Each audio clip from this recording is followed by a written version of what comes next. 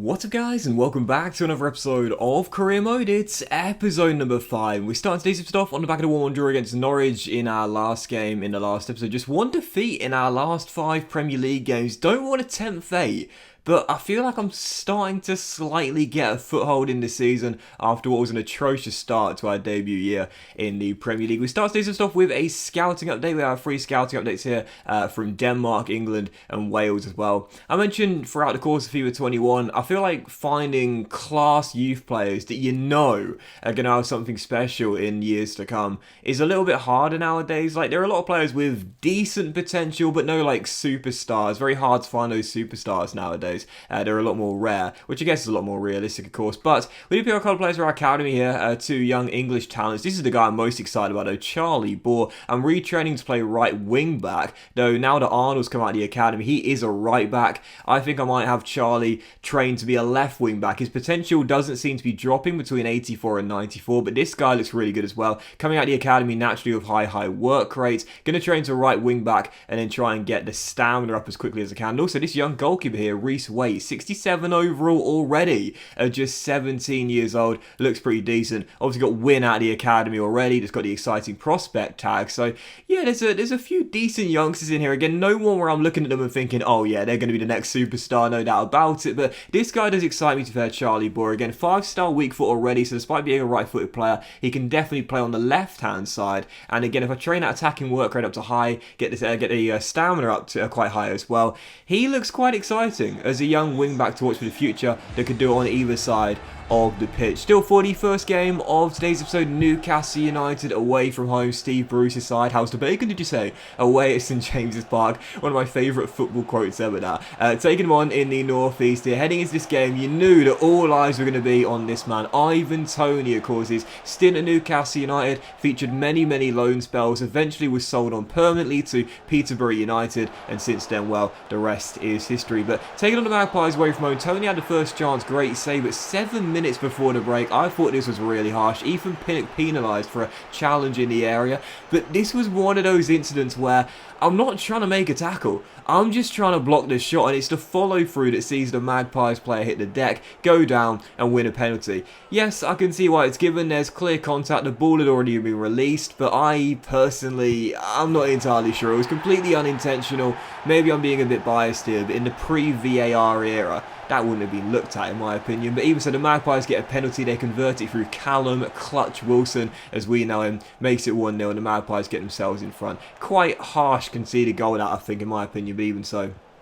Newcastle with the lead, and they get themselves the advantage in the first half. In the second half, this is a great sequence. 11 minutes after the restart, a golden chance for the host to double their lead. Fabulous save where David Rare kept it at 1-0, and then from the break here, I said before, we play counter-attacking football, we're quick on the break. Ivan Toney gets round Jamal's shells, but once again is denied, not for the first time in the game, by Carl Darlow, as we still trail by a goal. So it was a game where we played really well. We'd had chances, but I just couldn't score, and it had been the summary of my success so far in FIFA 22. With 3 minutes to go, we won ourselves a corner after Niambe storming run down the right hand side, and Toney, the star, the saviour, the shocker, it just had to be him. Ivan Toney returns to St James's Park, and wouldn't you know it, after 2 failed attempts, what's that saying we love? If at first you don't succeed, try again. The Brentford fans that are high up in the heavens at St James's Park, right at the top of the stand, watch and celebrate Ivan Toney returning to his old stomping ground and punishing the Magpies with a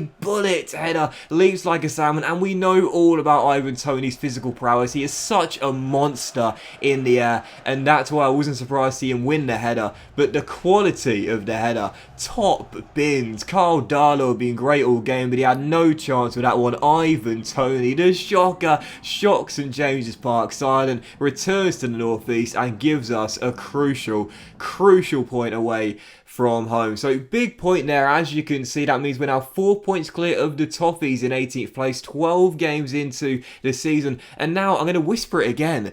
just one defeat in 6 games. I mean, yes, we've had quite a few draws, but I'm starting to feel a little bit more confident. You know, at the start of the season, we had that horrendous start. I was like, there is no way we're surviving, man. I'm probably going to get sacked before Christmas. But now we're starting to come alive a little bit. Yes, the lack of goals is a major concern and our main concern, but we're playing some better football. We're getting better chances. My problem at the moment is that I'm just not taking them. So, yeah, second game today's episode here. Massive relegation 6-pointer at home to Everton. Rafa Benitez's Toffee struggling to start the season off right now in the bottom 3, and right from the very first whistle I was in attack mode here, but unfortunately for us, despite getting some good chances, it wasn't my finishing that was letting me down. It was the fact that Jordan Pickford was turning into prime David Seaman. Literally could not beat this guy, man, all throughout the entire game. They got the chances, but the former Sunderland goalkeeper was absolutely brilliant. Speaking about Black Cats, I definitely got some bad luck in this game. Loads and loads of chances, but just couldn't create a goal that would have won us the game. Everton didn't really threaten in the entire match. I got multiple opportunities, but unfortunately just couldn't take them due to Jordan Pickford's perfect 10 in the game. He was absolutely brilliant in this one. So yeah, goalless draw, and our first goalless draw of the season. To be honest, I'm surprised it's taken this long to get it, but there it is. Yeah, first goalless draw of the season. Delighted to get the clean sheet as we do see the position change of James Arnold become complete here as he becomes a right wing back in this team. I've got to say, like, again, with him and Charlie in the academy here, yes, we like Niambe and Henry as our first choices, but I think once Charlie hits 60 overall, I'm going to give them both pro deals. Check out their potentials and give them some game time in this our debut season. So yeah, goalless draw there, moves up to 14th place in the table. We're 3 points off Brighton, who have now leapfrogged Everton to go into 18th place. And as you can see, our fixtures for a very fixture congested list of games in December here. So many games coming, including some 3 big ones here: Spurs, Manchester United and Man City all this month, including big battles against Watford at home, the Saints away, Leeds at Ellen Road, and also on Boxing Day. That fixture there is gonna be massive. My late Christmas present would be 3 points against Graham Potter's Brighton. We've beaten them back-to-back in the EFL Cup and at home in the Premier League, but going away from home there at the Amex, well, that's going to be massive right now, just 3 points separating the sides at the bottom of the table. So, yeah, really decent run for Brentford. I've got to say, yes, there's been a lot of draws in this run, but, you know, a few clean sheets, a couple of wins, some decent results, and some late drama as well. So, heading into December, I was feeling quite optimistic right now in 14th place of hopefully staying clear of the bottom 3 heading into the new year. But our first game of December, away from home, Nuno's Spurs, the former Wolves manager now taking over in North London here. 24 minutes into the game, well, unfortunately, unlike real life, the guy has not struggled in the game. Harry Kane, one of the top scorers in the Premier League right now this season. That's a goal in every 2 games he's averaging. 7 for the campaign already. Gives Spurs the lead, and they take the advantage. Now, this game coming on Wednesday night, you would have seen from my lineup, I rotated quite a lot on my side as well, because whilst our form hasn't been too bad recently, I didn't think we'd have much chance in this game. I felt very pessimistic indeed, despite the confidence I was feeling, and unfortunately for us, again, unlike in real life, this guy has not got any sort of problems to start the season off. Harry Kane bagging a brace in the first half. Second goal quite unlucky there, trying to clear it Dominic Thompson, but ricochet straight to Kane, who finishes from close range. So 2-0 Spurs, and really we were never in the game. So with 60 minutes to go when this happened, I wasn't as furious as I was in the Newcastle game. You could say the Magpies penalty was debatable. How that was given, I do not know. VAR screwing us over there, but thankfully, ball don't lie, we know that. Harry Kane from 12 yards spurns his chance of the hat-trick, because whilst the penalty's great, David Raya's save is greater. What a fantastic stop by the Spaniard there, as he keeps it at 2-0. Not that it mattered, of course. Got dominated for the majority of the game. You see we had 5 shots in the game compared to Spurs' 6, but practically every one came from range. Our XG was only 0.2, so no doubt about it. Definitely deserved winner Spurs, and there is our undefeated run ended by Nuno's Tottenham Hotspur. So following that, we had a defeat there. I did indeed convert Charlie Ward to left wing back. I love the versatility of this guy, man, seriously. So I'm going to give him the wing back development plan. It'll only take him 2 weeks to grow. Our rating's 58 overall, and again, it's going to get the attacking workload up to high as well.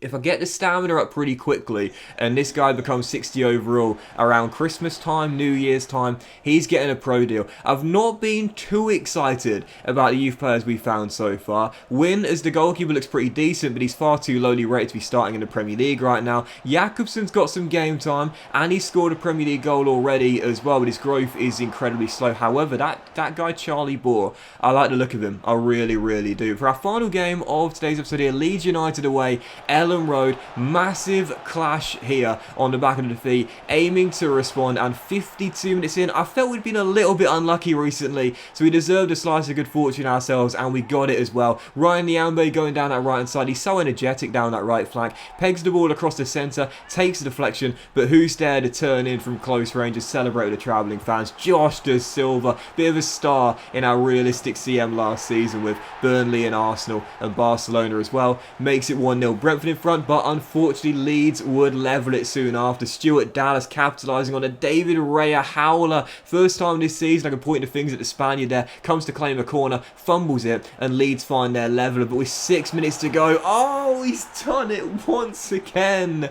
Let me repeat it. The star, the saviour, the shocker. Second game in 4 when Ivan Toney provides the late heroic. 6 minutes to go, beats his man, and with a weaker left foot smacks it into the top corner. Once again, you could say question marks over the goalkeeper. A lot of power, but a comfortable height for the goalkeeper who could only get fingertips. But listen, we won't mind one bit. Brentford return to winning ways, and once again, we've got the shocker to thank for it. Ivan Toney comes up big late once again in a massive 2-1 win away at Ellen Road. So big loss away against Spurs in midweek, but what a response on the weekend. 2-1 victory at Ellen Road. Delighted to return to winning ways. When you look at the Premier League table as well, again, with our first game scoring more than 1 goal in the game, I'm starting to feel a little bit more confident. Approaching halfway point in the season, 15 games into the campaign, and Brentford are up to 15th place. Currently still only 3 points above the drop zone. Still a long way to go, but beginning to feel